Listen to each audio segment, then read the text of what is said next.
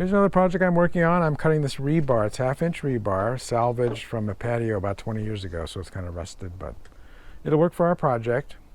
And I'm going to be using our Rage Evolution Chop Saw. It's a multi-saw, but I only use it for cutting metal. And I've got my Diablo metal cutting blade in here. And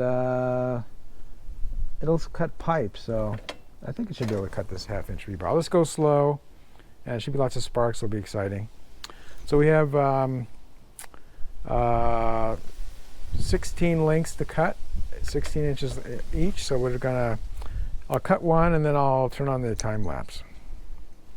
Oh, and when we're done, we're gonna be cleaning up the ends with this wire wheel. So that always makes sense. Protect yourself from getting cut by a sharp end, since we're gonna be using this, driving it into the ground for our project. So now, before we start cutting, we're gonna talk about safety equipment. So I'm using a face shield.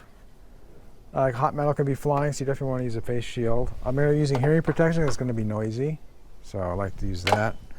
I'm going to be wearing long sleeves and gloves. Normally, when I work with power tools, I don't want to use long sleeves or gloves because it gets snagged, but I think the hot metal is dangerous enough that I'm going to be using this instead. So this is a pigskin glove. It's nice and sturdy. Seems to work really well for me. So, all right, first we're going to measure.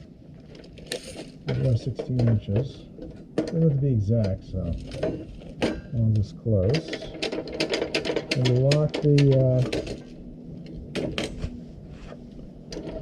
rebar into the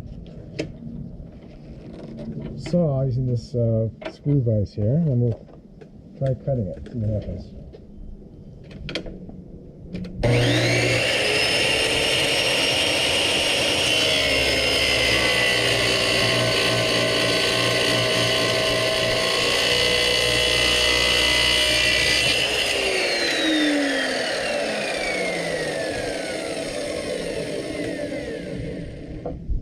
All right, that worked really well. Look at that nice clean cut. So, okay, we're going to be cleaning it up on the wire wheel, but that's a good start.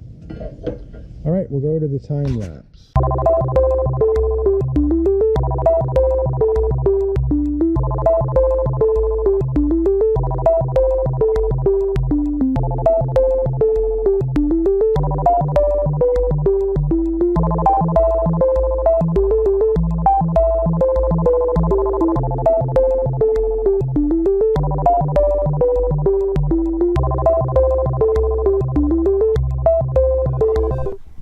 All right, that cut really well, so I'm really impressed with this chop saw. It's done any kind of metal I've thrown at it, it's been able to cut, and this is the thickest thing I've cut so far, so pleased how it turned out, nice and smooth. I am going to clean them up on the wire wheel, but the thing, I don't know if you noticed when I was in the time lapse, I was using the first one I cut as a measuring stick. Rather than use this measuring tape on each one, it was much easier to just take the first one and then use that to measure the next one. So, all right, and then the extra pieces that were, some of the pieces were longer. We're not going to use the extra pieces. I'll just put those in the recycling bin. They can be turned into new rebar. Yeah. All right, let's go ahead and just get the wire wheel set up, and then we'll finish up this project. All right, for this, I'm just going to use a face shield. I'm not going to use hearing protection. It's not that noisy. Put my face shield on. Start up the wire wheel. And I'm just going to clean up the cut ends. So,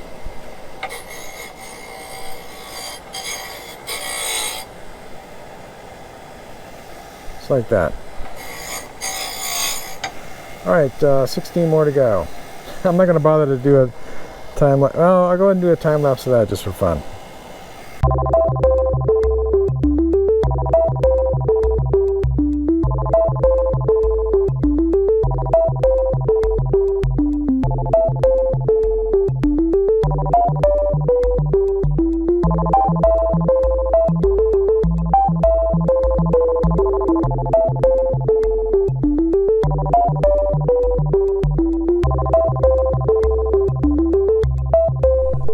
All right, we're all done with this project. So I just want to point out, I also put up my drip pan. This is an old drip pan that you put under a car. I never had any drips on my car, but came with the house. But it's a nice galvanized aluminum plate there. It's just really thin, but just in case sparks go where they don't want to go. Now, it's been raining a lot lately, so the ground's really saturated. I'm not really worried about starting a fire, but it's a good idea if you have a lot of sparks flying to put up some kind of protection for your wood in the area. So, one other little tip.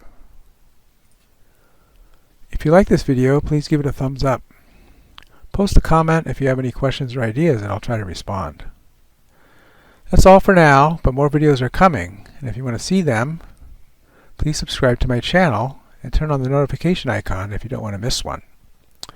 This is Beta Cygni signing out, and keep looking up.